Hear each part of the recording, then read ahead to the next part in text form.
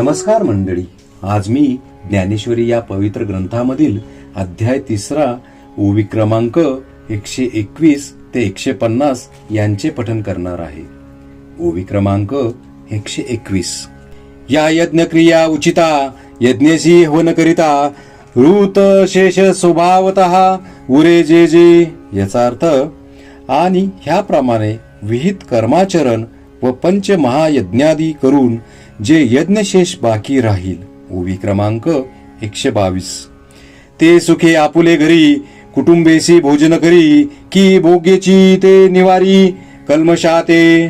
याचा अर्थ, ते सुखाने आपण कुटुंबासह सेवन करीतो, त्याच्या सर्व पातकांचा त्या यज्ञशेष सेवनानेच नाश होतो. ओवी क्रमांक 123.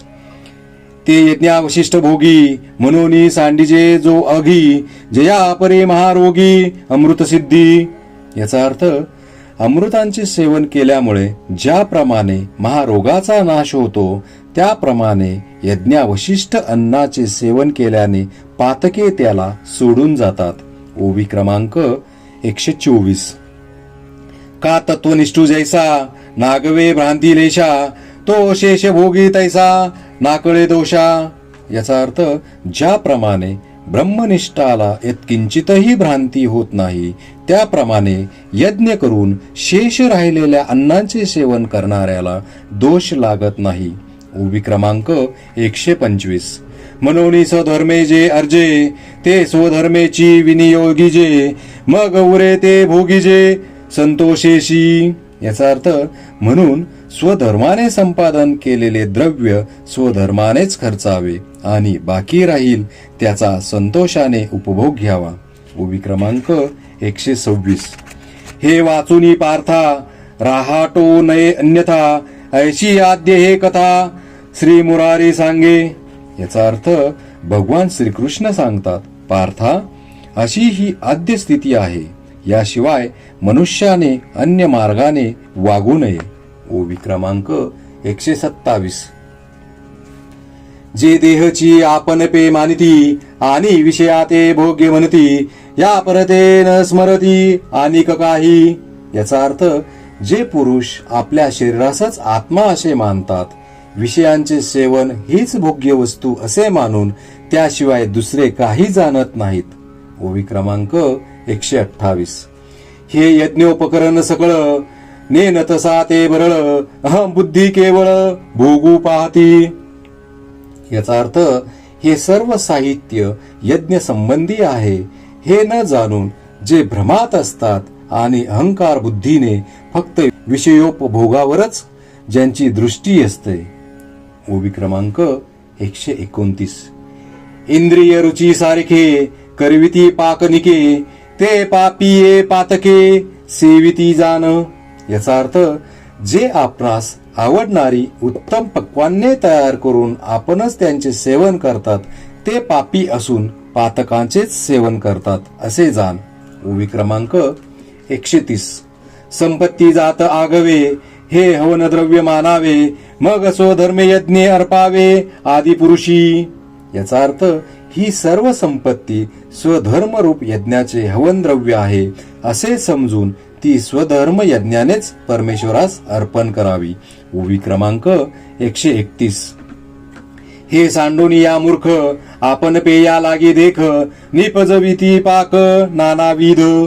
याचा अर्थ, हे सर्व सोडून मूर्ख लोक आपल्या करताच नाना प्रकारचे पदार्थ तयार करवितात. ओवी क्रमांक 132.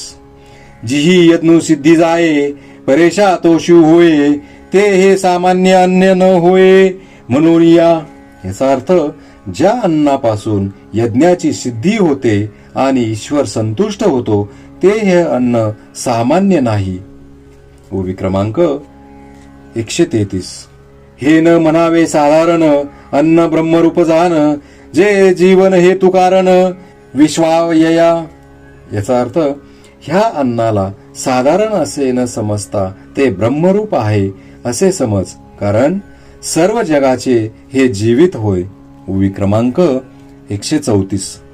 अन्नास्तव भूते प्ररोहो पावती समजते मग पर्जन्यो या अन्नाते सर्वत्र प्रसवे.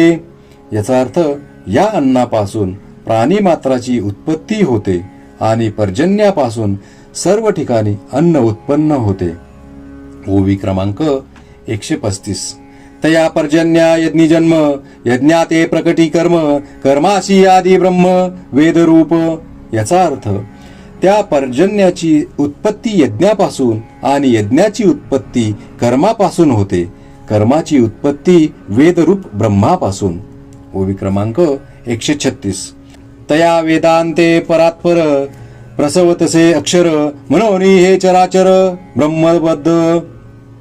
याचा अर्थ आणि त्या वेदाची उत्पत्ती परमात्म्यापासून होते म्हणून हे सर्व जगत ब्रह्माधीन आहे. ओवी क्रमांक 137. परिकर्माची मूर्ती यज्ञी अधिवासु श्रुती ऐके सुभद्रापती अखंडगा.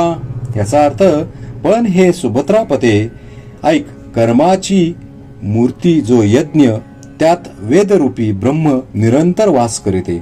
ओवी क्रमांक 138. ऐशी हे आदी परंपरा संक्षेपे तुझ धनुर्धरा सांगितली या ध्वरा लागून या. याचा अर्थ ह्याप्रमाणे धनुर्धरा ह्या स्वधर्मरूप यज्ञाची मूळ पीठिका तुला संक्षेपाने सांगितली. ओवी क्रमांक 139. म्हणून समूळ हा उचितू स्वधर्मरूप क्रतू नानुष्ठी जो मत्तू लोकी ये. याचा अर्थ म्हणून जो उन्मत्त पुरुष सर्व प्रकारे उचित अशा ह्या स्वधर्मरूप यज्ञाचे ह्या लोकी आचरण करीत नाही. ओवी क्रमांक 140. तो पातकांची राशी जान भार भूमिसी जो कुकर्मे इंद्रियांशी उपेगा गेला. याचा अर्थ तसेच जो दुराचाराने इंद्रियांना विषय पुरविण्यात काळ घालवितो तो पाप राशी भूमीला केवळ भारभूत आहे असे समज. ओवी क्रमांक 141. ते जन्मकर्म सकळ अर्जुना अति निष्फळ जैसे का भ्रपटळ अकाळीचे. याचा अर्थ ज्याप्रमाणे अकाली आकाशात आलेले ढग निरुपयोगी असतात त्याप्रमाणे अर्जुना त्या उन्मत्त मनुष्याची सर्व जन्मांतील कर्मे निष्फल होत. ओवी क्रमांक 142. का गळास्तन अजेसे तैसे जे आले देखे तयाचे जया अनुष्ठान स्वधर्माचे घडेची ना.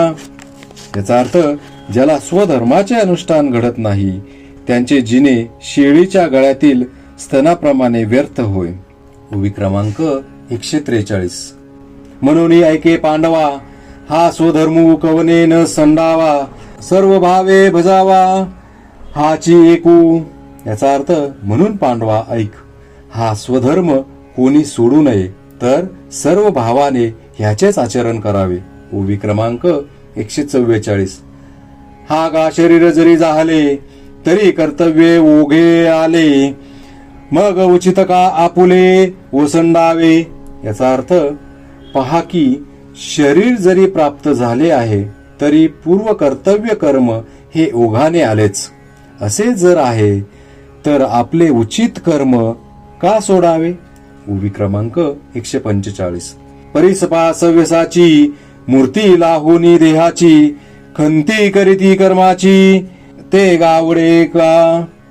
याचा अर्थ हे सव्यासाची हा मनुष्य देह प्राप्त झाला असता उचित कर्म करण्याची ज्यांना खंत वाटते ते मूर्ख आहेत असे समज. ओवी क्रमांक 146. देखे असते नि देह धर्मे येथ तोची एकूण लिंपे कर्मे जो अखंडित रमे आपण पाची. याचा अर्थ हे पहा, जो पुरुष आत्मस्वरूपामध्ये निमग्न आहे तो मात्र देहधर्मात असूनही कर्माने लिप्त होत नाही. ओवी क्रमांक 147. जे तो आत्मबोधे तोषला तरी कृतकार्यू देखे जाहला म्हणून सहजे सांडवला कर्मसंगू. याचा अर्थ कारण तो आत्मबोधाने संतोष पावलेला असल्यामुळे कृतकार्यच झालेला असतो असे समज. म्हणून सहजीच कर्मसंगापासून मुक्त होतो. ओवी क्रमांक 148. तृप्ती झालिया जैसी साधने सरती आपैसी देखे आत्मतुष्टी तैसी कर्मे नाही. याचा अर्थ ज्याप्रमाणे तृप्ती झाल्यावर तिची साधनेही आपोआप संपतात, त्याप्रमाणे स्वस्वरूपानंदात निमग्न झाल्यावर कर्मेही उरत नाही. ओवी क्रमांक 149. जववरी अर्जुना तो बोधू भेटेना मना तवची यया साधना बजावे लागे. याचा अर्थ अर्जुना, जोपर्यंत अशा प्रकारचे आत्मज्ञान झाले नाही तोपर्यंत ह्या साधनांचे आचरण करावे लागते. ओवी क्रमांक 150.